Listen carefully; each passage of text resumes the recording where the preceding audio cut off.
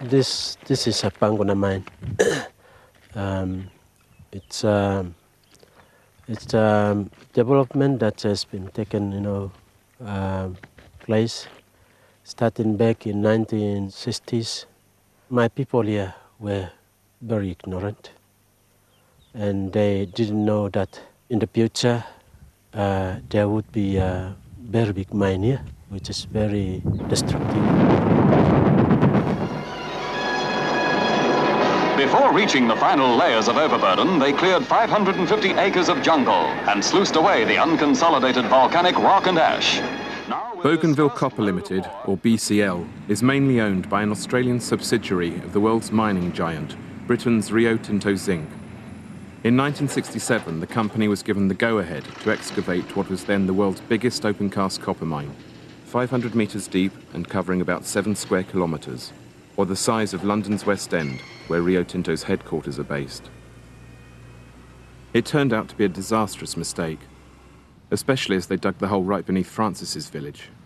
In Bougainville, you don't come between the people and their land. We Bougainvillians, we rely on our land. Land is our lifeline, land is our mother, and it's our protection. This place was a very big jungle, with, which is a hunting ground for the people of this area. We had big trees, Also, there was a very big hill here. Right in the middle here, there was a very big hill, much higher than the top of those mountains up there. And now it's all disappeared. So now this land, which belongs to people, my people, is now become abandoned land. And I don't know how we're going to use this land back again.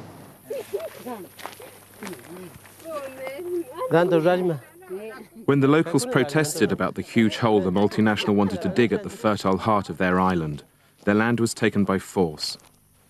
Of the $3 billion the mine made in profit, only 1,000th was given back to the people who owned the land. Rio Tinto Zinc had started to create their most expensive enemy.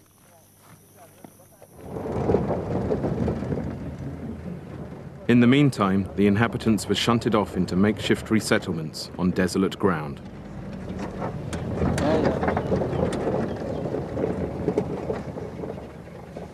That's the Dapera village, and you can see that's the standard of building they built here for people. It's really like a shanty town. BCL was not been too much genuine to how we can resettle the people.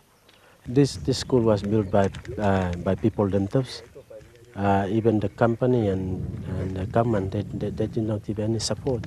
Just imagine, right in the middle of the giant copper mine, multi-million, worth, and here we are, people building their own schools, out of their own pockets.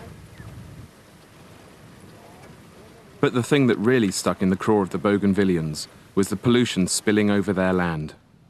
Waste from the mine to the tune of about 1 billion tons ended up flowing down the Jaba River, contaminating it with copper, mercury, lead and arsenic. It killed off the wildlife and turned whole forests into moonscape. The land still bears the garish scars. This is where all the pollution have been drained from the Panguna mine. You cannot drink water now down there. There are no fish, virtually nothing. And this will be maybe for next 200 years. This whole river system has been destroyed, and even you can't swim into this river. Things hit boiling point in late 1988, when the Young Landowners Association, led by Francis, demanded both the closure of the mine and $10 billion in damages. The story goes that the BCL management laughed at them, $10 billion being far more than the mine was worth. Francis did not like being laughed at. He left the meeting in a hurry, broke into the local mining depot, and stole 50 kilos of high explosives. He and his friends had decided to close down the mine themselves, with some well-targeted sabotage. Panicked about losing what was nearly half of its export earnings, Papouasie-New Guinea sent in the riot police. They burnt down homes, beat people up, killed a few, and generally created enough backlash to provide France's fledgling guerrilla force with all the recruits it needed. Ragtag bunch though the Bougainville Revolutionary Army were, their very name showed they were now raising the stakes. They didn't just want the mine closed down, they wanted independence too. It was all getting a bit much for the riot squad, so in came the army, the Papouasie-New Guinea Defence Force. Rio Tinto Zinc abandoned the mine, and a David and Goliath war was on, with BRA stones and slings versus PNG helicopters. It was then that Francis realised they weren't fighting just Papouasie-New Guinea, but Australia as well.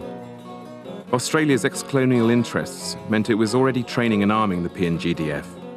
Now it also suspended a Foreign Crimes Act, allowing its pilots to fly the helicopters it suddenly supplied.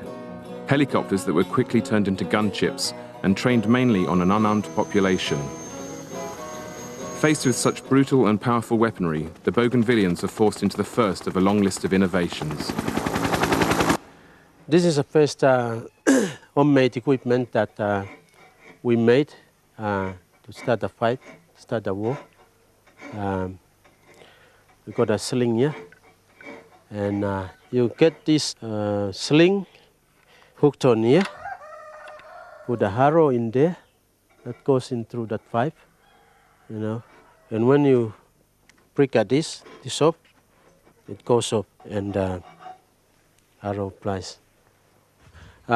We make our own guns using all the material all around the place, been left by also in the Panguna. Pick them up and then used to build, cut down all the machines, cut down all the pieces and join them together. Like this one, all this has been made here, and we double them, made in Mekamui, and it's got a serial number. So if part of the equipment is been destroyed in the field, they can come back and then build their own guns. And this is how we build confidence in the force. So just imagine, with one cylinder weapon, winning a SRR, and from that single SRR, we went on to winning now battery about 200 to 300 very powerful weapons. This one is resting now, having a holiday or whatever. Resting for good, yeah.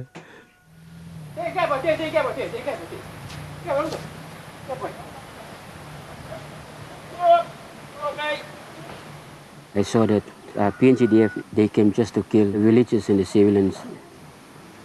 I went out to Panguna and I saw Francis, asked him where are the weapons, and he told me there is no weapon. We will only start with bows and arrows and stones and sticks. I did the training myself, the tactics, the tricks, they're mine, and we made and put everything into action, and we captured 2 high-powered rifles. The boys saw how I fought, and they thought that I was a good leader, so they started following me. So that's how I ended up in holding the position of the BRA.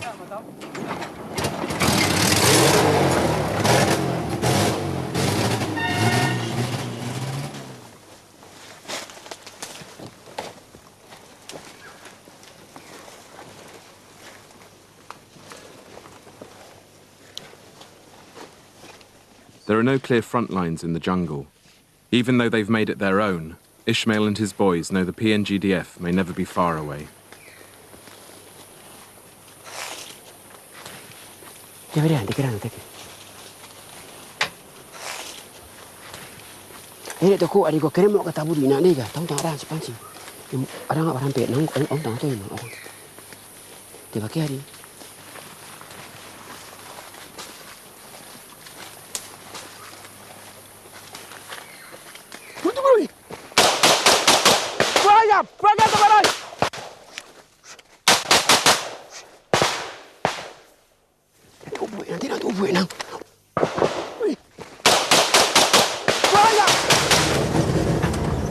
That's the place where I usually train my boys, and I usually use live bullets, and sometimes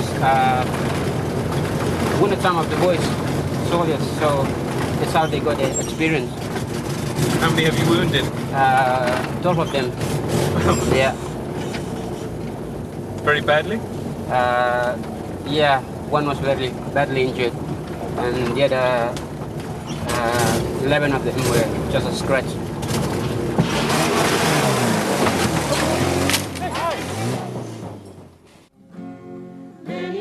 Around 15,000 Bougainvillians have been killed during the war, out of a population only 10 times that. Yet most haven't been slaughtered by Papua New Guinea Defence Force munitions, like these ones mortared during a church service. The majority have died from the lack of essential supplies created by Papua New Guinea and Australia's most insidious weapon, the 7-year siege of the island. By early 1990, the PNGDF was losing control of most of Bougainville, so it decided to establish a sea blockade around the island, which it hoped would turn the population against the Bougainville Revolutionary Army.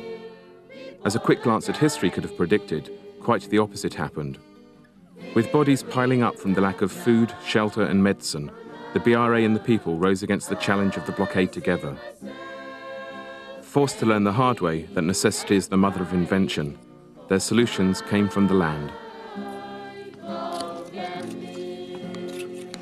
With the blockade being imposed by Papua New Guinea government, we found that every family must be self-sufficient for the foodstuff. That's why we have to make our own gardens. We got shifting cultivation type of gardening here, and we have integrated mainly every crop, every food crop that we can find. William was a businessman. Now a refugee from PNG-held territory, he shows us the green fingers he's had to develop.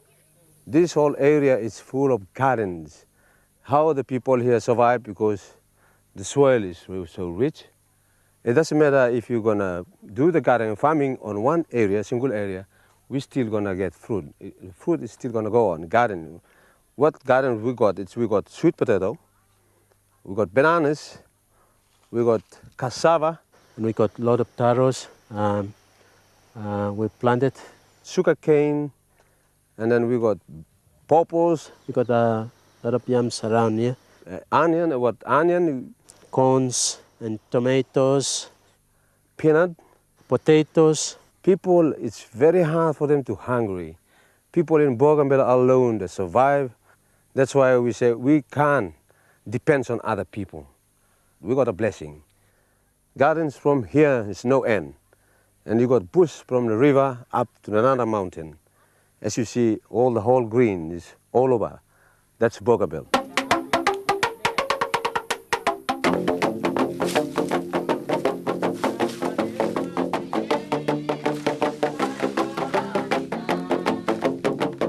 Yet no plant on Bougainville comes close to the importance of the coconut. We know we've been fed and sheltered by it, but then Ishmael shows us what a perfectly packaged life support system it is, and how his people have learned to make use of every part of it.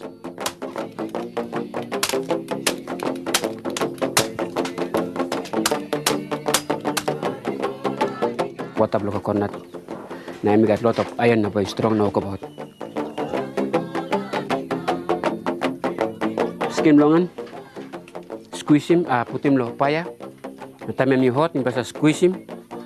Na suppose you got soa, you na put him lo soa.